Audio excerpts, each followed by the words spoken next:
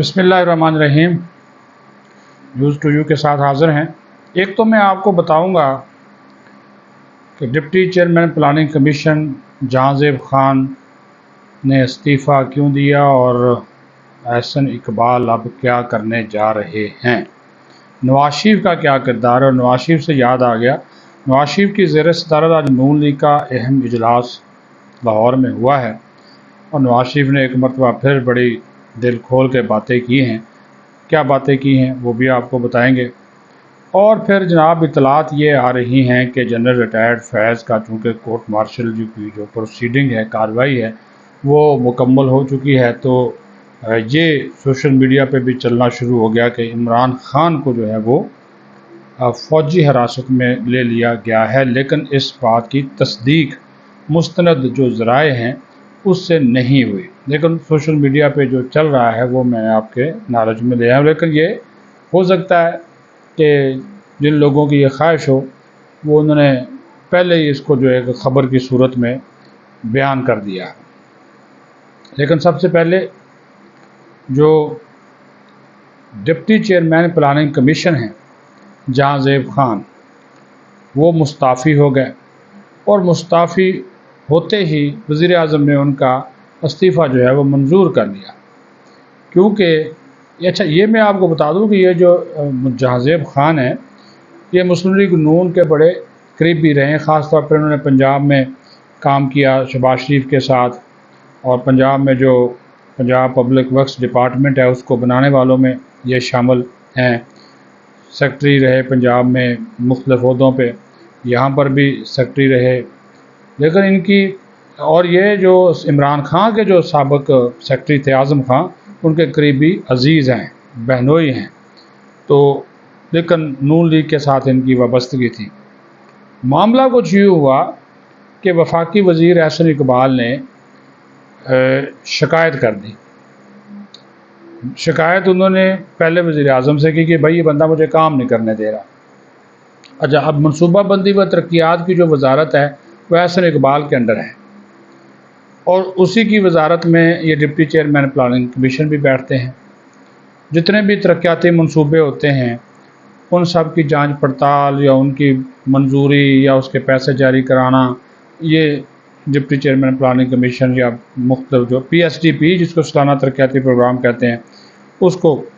हतमी शक्ल देने में इनका किरदार होता है। अब की बार जब इनको डिप्टी चेयरमैन प्लानिंग कमीशन बनाया गया, ओहदा इनका भी तकरीबन कोई वज़ीर ममलकत या वफाकी वज़ीर के बराबर ही होता है। ये मुआवने खुसूसी थे और वज़ीर ममलकत के ओहदे के साथ काम कर रहे थे। तो वहाँ पे इख्तलाफ ये पैदा हुआ कि जो सालाना तरक्याती प्रोग्राम के मुख्तलिफ मनसूबे थे, उन मनसूबों के हवाले से इस मसूफ़ ने वो अपनी वारदातें शुरू कर दी। उसमें मिसाल के तौर पर अगर एक इदारा बंद करना है, उसको बंद करना है और उसके जो मनसूबे हैं वो आगे लेकर जाने हैं, तो अगर वो इदारा 60 रुपए में बंद हो रहा है मिसाल के तौर पे, तो ये चाह रहे हैं जी वही मनसूबा जिस इदारे के मतहत जिस इदारे का वो मनसूबा था, तो वो मनसूबा अगर 60 रुपए में मुकम्मल हो रहा है उसको बंद कर दें और फिर 120 रुपए में एक नया मनसूबा शुरू कर दें। एहसन इकबाल का ये मौक़िफ़ था कि भाई जब एक मनसूबा 60 रुपए में मुकम्मल हो रहा है तो उसको ख़त्म करके एक नया मनसूबा नए आइडिया के साथ वो कैसे 120 में शुरू करेंगे। तो मुल्क की जो इकानमी है उसकी हालत पहले ही ख़राब है। तो ये जो सिलसिला है ये उन्होंने कहा कि ये चल नहीं सकता, ये पॉसिबल नहीं है कि आप एक मनसूबा जो इस तरह का है उसको आप बंद करें और एक नया मनसूबा और नवाजने के लिए। तो उन्होंने कहा जी अगर इस तरह के मनसूबे करने शुरू कर दिए तो कम अज़ कम जो सालाना तरक्याती प्रोग्राम है तकरीबन को 950 रुपये का, वो तो श्रिंक होकर बिल्कुल 300-400 रुपये उसमें से मज़ीद निकल जाएंगे। और पता ये चला कि ये जो मसूफ़ थे मुबैना तौर पर जहांज़ेब खान,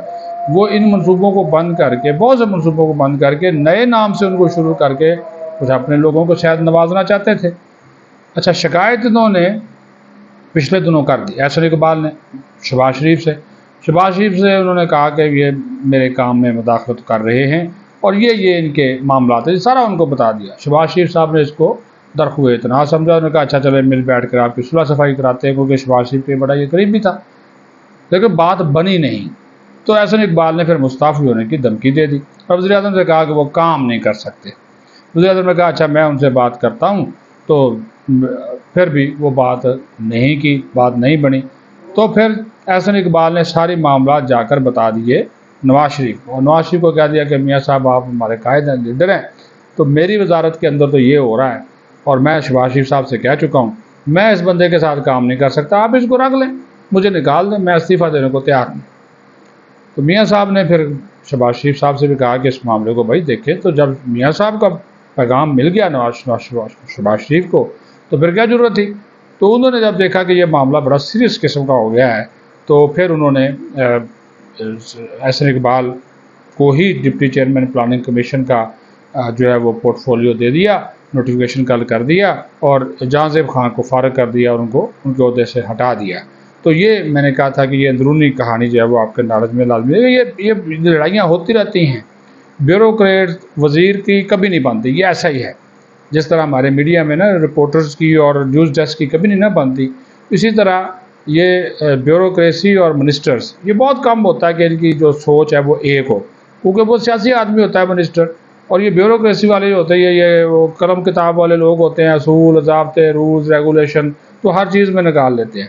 تو یہ جہاں زیب کو فارغ کر دیا گیا، کیونکہ اگر یہ فارغ نہ ہوتے تو احسن اقبال مستعفی ہو گئے تھے، انہوں نے کام کرنے سے انکار کر دیا تھا، اپنی وزارت میں جانا چھوڑ دیا تھا اور پرائم منسٹر کو بتا دیا تھا کہ آپ ان کو رکھ لیں، مجھے آپ گھر بھیج دیں، میں گھر چلا جاتا ہوں، اللہ اللہ خیر صلی اللہ۔ تو لیکن پھر جب بڑے میاں صاحب کا پیغام آ گیا تو پھر احسن اقبال صاحب بھی ٹھنڈے ہو گئے، سکون ہو گیا، اور یہ جو ہے یہ مصروف گھر چلے گئے اور احسن اقبال کی جیت جو ہے وہ ہوئی۔ نواز شریف کی میں بات کر رہا تھا،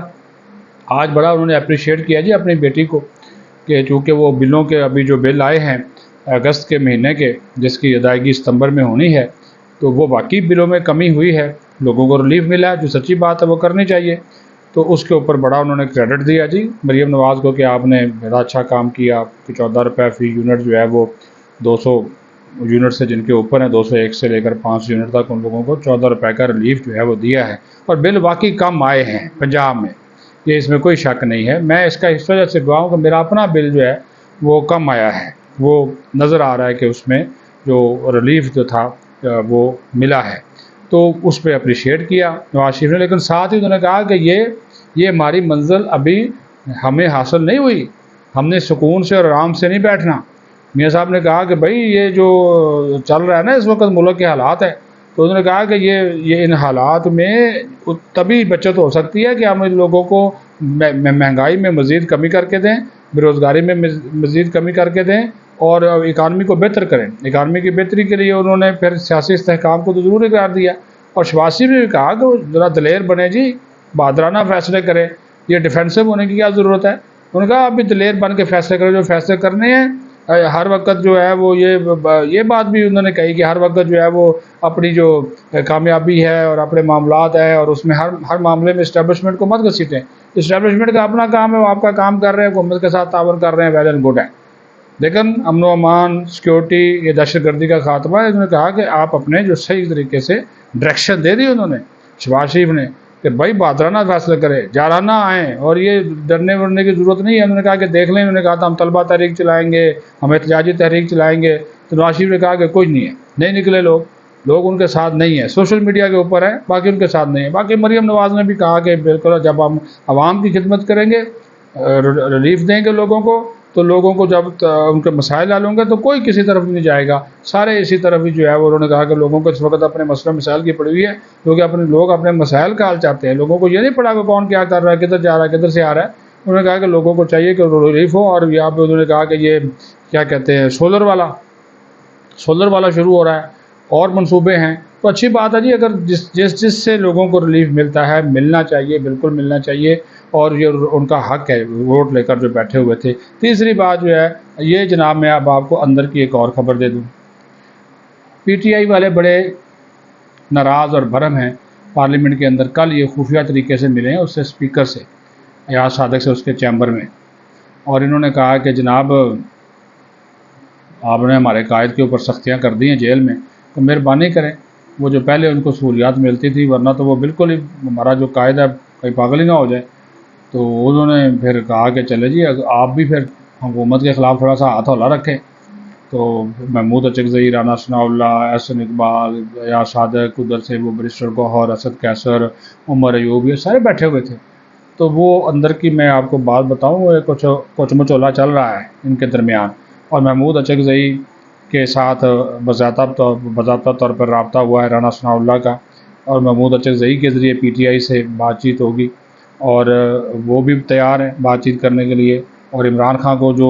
مسائل کا سامنا ہے، حکومت نے بھی تھوڑی سی لچک دکھائی ہے، لیکن ان کو کہا بھی آپ یہ جو جلسے جلسوں والا احتجاج والا کھیل ہے نا، اس کو آپ ختم کریں، آپ بھی اپنی جو احتجاجی سیاست ہے نا اس سے تھوڑا سا پیچھے ہٹیں، تو ہم بھی پھر آپ کو تھوڑا بہت کوئی ریلیف دیں گے، لیکن این آر او شین آر او ہم کوئی نہیں آپ کو دینے والے، ریلیف جو ہے وہ آپ کو جو ہے وہ دے دیں گے، لیکن وہ بھی اس صورت میں کہ اگر آپ لوگ اپنا رویہ جو اچھے بچے بنیں گے تو پھر آپ کو جو ہے وہ ریلیف جو ہے وہ دیا جا سکتا ہے۔ تو یہ جناب میں نے کہا کہ اندر کی یہ کل کھچڑی پکی ہے۔ اب اچکزئی کے ساتھ رانا ثناء اللہ کو ایک ٹاسک دیا گیا ہے کہ رانا ثناء اللہ چونکہ وفاقی مشیر ہیں برائے بین الصوبائی رابطہ امور ہے اور سیاسی امور کے، تو ان کو کہا گیا کہ وہ انگیج کریں ان کے ساتھ براہ راست بات چیت۔ ابھی پی ٹی آئی کے ساتھ نہیں حکومت کر رہی، لیکن وایا جو ہے وہ اچکزئی کے ذریعے بات چیت جو ہے وہ حکومت ان سے شروع کرنے جا رہی ہے، اور تاکہ ان کو انگیج کیا جائے، اور یہ جو لیجسلیشن، پارلیمانی امور، قانونی امور ہے، اس کے اوپر جو ہے وہ ان کو اعتماد میں جو ہے وہ لیا جا سکے۔ تو اب دیکھتے ہیں کہ اس کا کیا جو ہے وہ کٹی کٹا نکلتا ہے، آیا یہ آئی واش ہے یا پھر باقی اس میں کوئی سنجیدگی ہے۔ یہ تو جیسے جیسے بات چیت ہوگی، جو موقف سامنے آئے گا، ڈیمانڈ سامنے آئے گی، کھل کے ہر چیز جو ہے وہ روز روشن کی طرح جو ہے وہ سامنے آ جائے گی۔ اپنا خیال رکھیں۔ پاکستان زندہ باد۔